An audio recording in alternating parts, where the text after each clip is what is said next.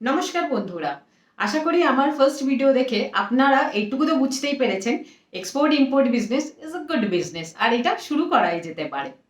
এইবার ব্যবসায়ীর next question, product কি সিলেক্ট করব, কোন মার্কেটে পাঠাবো।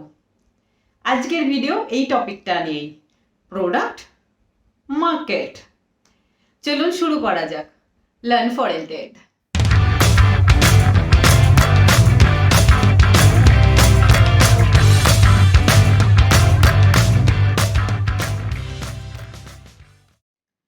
চলুন শুরু করা যাক আজ মার্কেট আর প্রোডাক্টের পোস্টমর্টম। আমি আপনাদেরকে কিছু ওয়েবসাইটে নিয়ে যাব।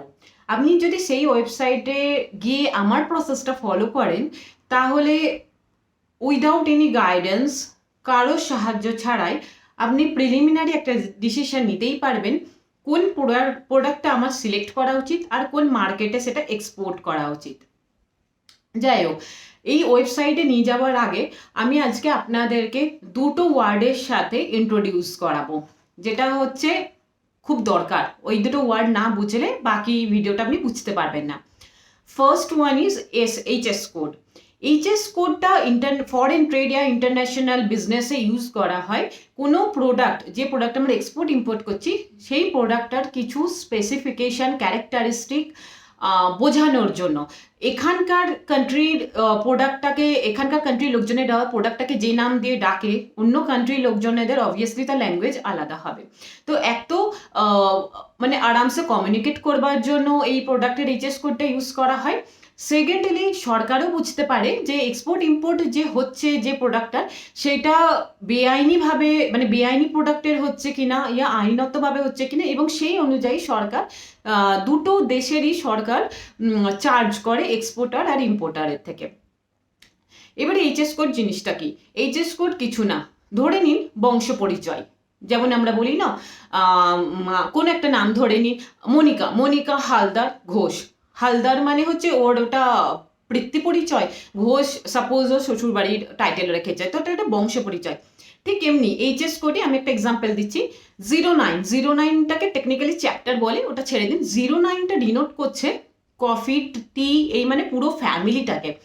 0901টা ডিনোট করছে শুধু কফি, আর নট ডিক্যাফিনেটেড, নট রোস্টেড, আর ওখানে মানে কফি হাস, কফি স্কিন, একটা ব্রড ক্যাটাগরি চলে এলো। 090111 যখন হয়ে গেল, সেটা হয়ে গেল শুধু coffee, not decaffeinated, not roasted. তো জিনিসটা ছোট হয়ে গেল। তো এইভাবে আর কি ইজিলি আইডেন্টিফাই করবার জন্য এইভাবে এইচএস কোডটা ইন্টারন্যাশনালি ইউজ হয়। নেক্সট আমরা যেটা যাচ্ছি সেটা হচ্ছে ট্যারিফ। ট্যারিফ মানে হচ্ছে আপনি ধরুন ইউএসএতে এক্সপোর্ট করছেন, ইউএসএ যে ইম্পোর্টার সে আপনার প্রোডাক্টটা ইম্পোর্ট করছে।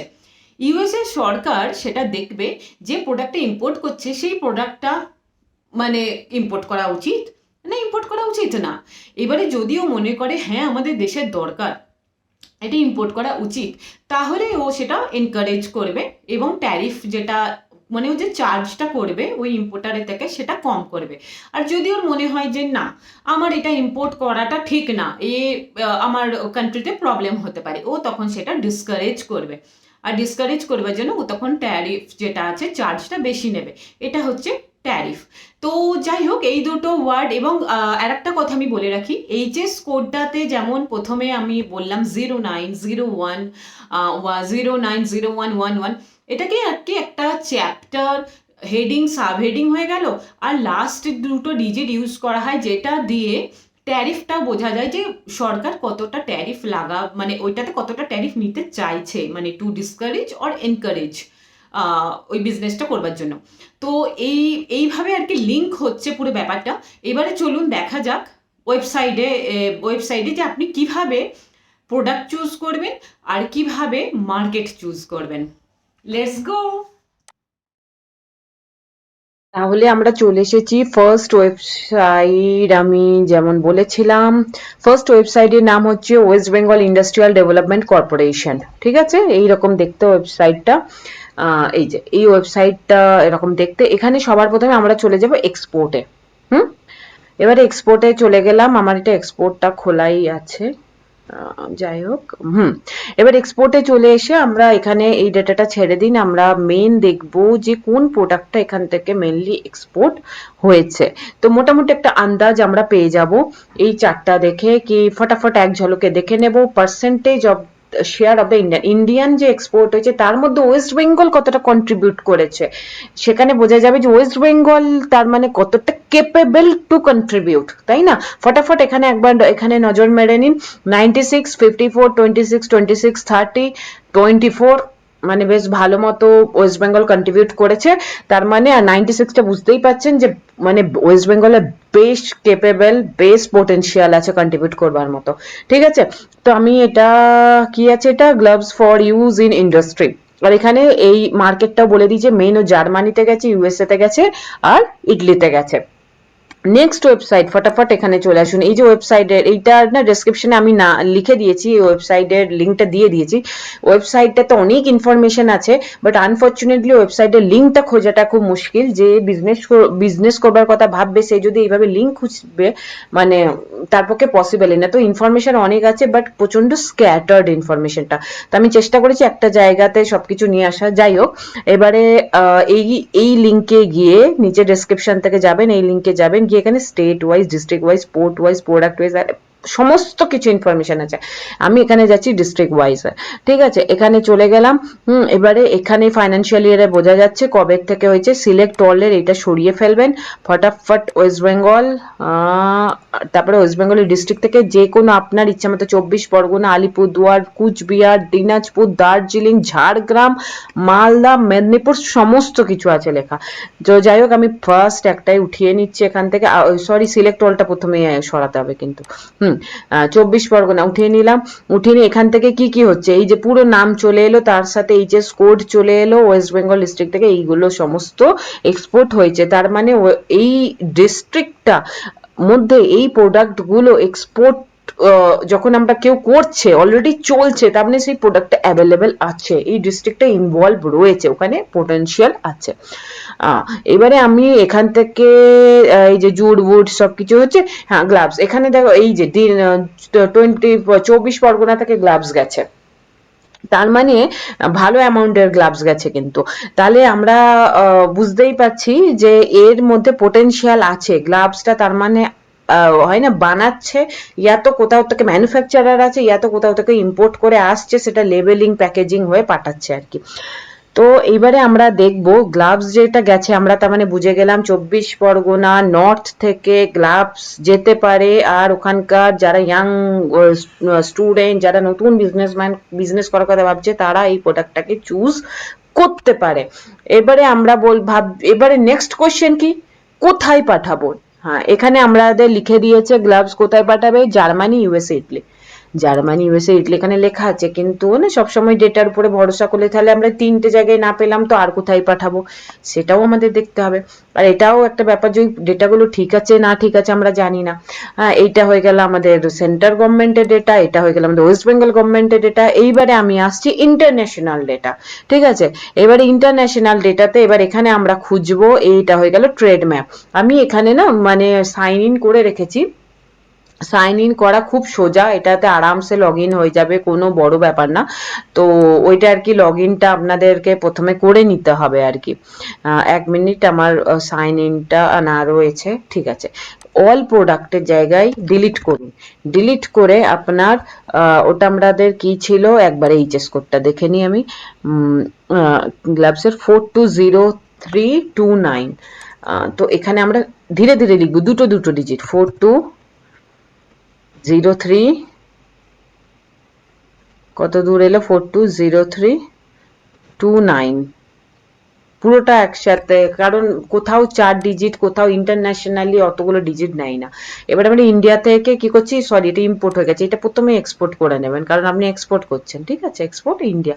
আর এখানে কিচ্ছু চুজ করবার দরকার নেই, কিচ্ছু সিলেক্ট করবেন না, কারণ এখানে যে আমরা তো জানি না কোন কান্ট্রিতে, আমরা তখন এক্সপ্লোর করছি কোন কান্ট্রিতে পাঠাবো। ট্রেড ইন্ডিকেটরে চলে আসুন, খুব ছোট্ট কাজ, কিন্তু এইগুলো ইনফরমেশন গুলো পৌঁছায় না।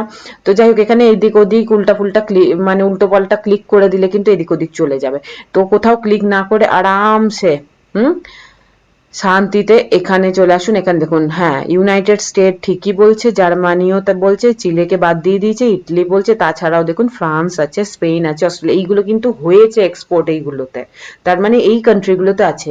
কিন্তু আমাদের দেখতে হবে ওরা কান্ট্রিতে তো এক্সপোর্ট তো করবার পোটেনশিয়াল তো রয়েছে, কিন্তু ওদের এবার ট্যারিফটা দেখতে হবে যে গভর্নমেন্ট কতটা সাপোর্ট করছে, মানে বিদেশের গভর্নমেন্ট আমাদের দেশের এই যে আমরা এক্সপোর্ট করতে চাইছি ওরা আমাদের দেশের ইম্পোর্টটাকে সাপোর্ট করছে কি করছে না। তো আমরা ফটাফট কি দেখে নেব, আপনার যদি এইটাতে একটু কনজেস্টেড লাগে না, এইরকম করে মানে ম্যাপেও দেখতে পারেন আর কি, মানে ম্যাপেও আরামসে এখানেও এদিক ওদিক ক্লিক করে দেবেন, কারণ একটা ক্লিকেই না সব চেঞ্জ হয়ে যাবে ডেটা। তো এখানে ইউনাইটেড স্টেটটাতে দেখাচ্ছে না 50% এখানে ইউনাইটেড স্টেট, তারপরে এখানে চলে আসছে স্পেন, ইটালি। তো এইভাবে মানে এটা আরামসে মানে হয় না চোখে খুব ইজিলি ধরা যায় যে হ্যাঁ এখানে দেখা যাচ্ছে যে ফটাফট চোখে পড়ছে, নজরে আসছে আর কি। এবারে যাই হোক, এটা হয়ে যাবার পর আপনি চলে যাবেন ট্যারিফ ডেটা, ঠিক আছে। ট্যারিফ ডেটাতে গিয়ে এখানে সিলেক্ট কান্ট্রি, এক্সপোর্ট কোথা থেকে করছি আমরা, ইন্ডিয়া থেকে, হয়ে গেল ইন্ডিয়া। আমরা এখনো ডেস্টিনেশন কান্ট্রিটা ধরবার দরকার নেই। আর ওটা 4203 ছিল যেন 29, না চলে এলো।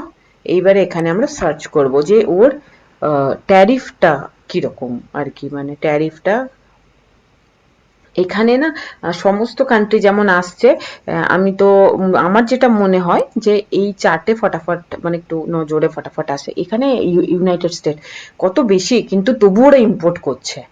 হ্যাঁ, তার মানে বোঝাই যাচ্ছে যে মার্কেটে দাম রয়েছে। এবার জার্মানি, জার্মানি 5%-এর নিচে যখন ট্যারিফ, মানে ওই প্রোডাক্টটা মার্কেটে টিকে যাবে। যদি 12%, 20%, 25%, যদি 50%, তাহলে তো পাঠানোরই দরকার নেই, মানে পসিবলই না। মানে প্রোডাক্ট হয় না, প্রোডাক্ট ওখানে পৌঁছালেও ও দাঁড়াতে পারবে না আর কি, পড়ে যাবে। তো যাই হোক, জার্মানি, ইটালিতেও কম আছে, ফ্রান্সেও কম আছে। এখানে একটা জিনিস, এখানে এই চিলে একটু বেশি রয়েছে আর কি। বেলজিয়াম, স্পেন, নেদারল্যান্ড এইগুলোতেও কম আছে, কিন্তু এখান থেকে আর কি মানে মার্কেটটা এক্সপ্লোরই করেনি এক্সপোর্টার এখান থেকে। এটা অস্ট্রেলিয়াতে কত কম রয়েছে, হ্যাঁ 2.5, ইউকেতেও কম রয়েছে। এবার অস্ট্রেলিয়াতে আমি একটা মজার ব্যাপার, এখানে অস্ট্রেলিয়াতে যদি আমরা যাই, অস্ট্রেলিয়াতে ডিমান্ডও রয়েছে আর কমও রয়েছে ট্যারিফ, মানে চাইছে অস্ট্রেলিয়া গভর্নমেন্ট। হুম, এই যে আমরা একটু অস্ট্রেলিয়াটা দেখি, কারণ বেশ কম তো ট্যারিফটা, যে অস্ট্রেলিয়া কোথা থেকে ইম্পোর্ট করেছে। আচ্ছা, অস্ট্রেলিয়া যেমন হয় না ইম্পোর্ট ওরা করেছে, এখান থেকে ইম্পোর্ট করেছে অস্ট্রেলিয়া। প্রথমে জার্মানি থেকে করেছে, তারপরে চায়না থেকে করেছে, তারপরে ইন্ডিয়া, তারপরে পাকিস্তান। তার মানে অস্ট্রেলিয়াতেও আমরা একটু এক্সপ্লোর কিন্তু করা যেতে পারে, যে হ্যাঁ এখানে 11, যেমন ইন্ডিয়াতে 10% রয়েছে, চায়নাতে 11% রয়েছে, মেন জার্মানিতে। তো এখানটাতে একটু কিন্তু চেষ্টা করলে পরে মানে পাওয়া যেতে পারে কাস্টমার। তো এইভাবে আর কি আহ খুঁজতে হয় যে কোন কান্ট্রি আমরা প্রোডাক্ট, প্রথমে তো প্রোডাক্টটা টার্গেট করতে হবে, কি প্রোডাক্ট, কোথায় তুমি বসে আছো, কি প্রোডাক্ট তোমার হাতের কাছে রয়েছে।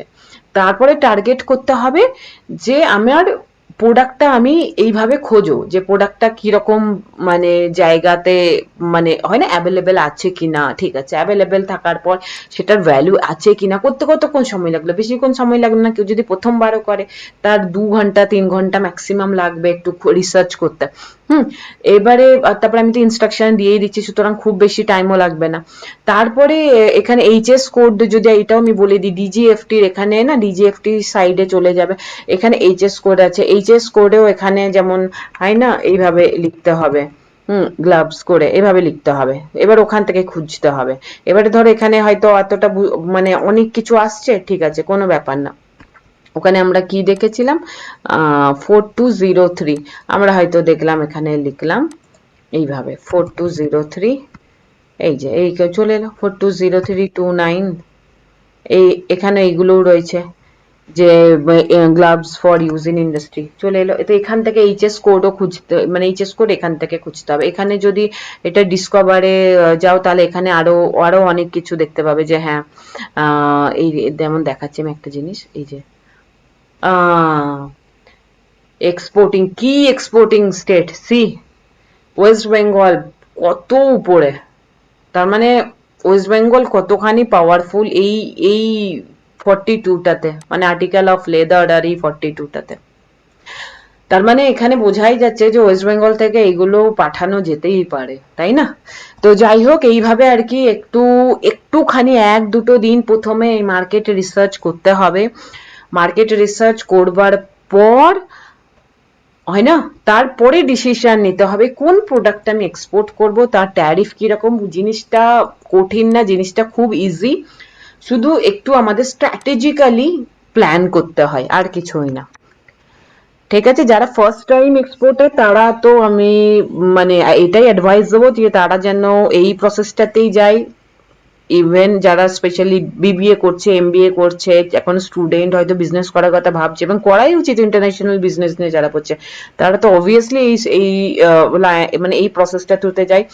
অনেক জায়গায় আছে তাদের ফার্স্ট মানে জেনারেশন, আর তা হয়তো আগের জেনারেশন করে আসছে, তাদের আলাদা ব্যাপার। কিন্তু যারা প্রথমবার করছে, আর যারা হয়তো করছেও, তারা হয়তো মানে তারা হয়তো আগের থেকে করছে, তারাও চেষ্টা করলে পরে এই প্রসেস গুলো ফলো করলে তাদেরও হেল্প হবে, তারাও মানে অন্য কান্ট্রিতে মার্কেট খুঁজে পাবে। ঠিক আছে, নেক্সট ভিডিওতে আমি নিয়ে আসবো যে আপনি এইচএস কোড কিভাবে খুঁজবেন, এইচএস কোডটা খুঁজবার পর আপনি কেমন করে বুঝবেন যে সরকার ওটা কোন ক্যাটাগরিতে রয়েছে, মানে প্রোডাক্টটা আমাদের ফ্রিলি পাঠানো যেতে পারে কিনা, ইয়া কোনো লাইসেন্স নিতে হবে, ইয়া প্রোডাক্টটা আমাদের পাঠানোর নিয়ম নেই আমাদের দেশ থেকে, এবং সেইগুলো করবার জন্য আপনি কেমন করে মানে কোন সাইটে যেতে হবে, কেমন করে পলিসি পড়তে হবে, আমি এই সমস্ত কিছু নিয়ে আসবো নেক্সট ভিডিওতে। So stay tuned, bye bye.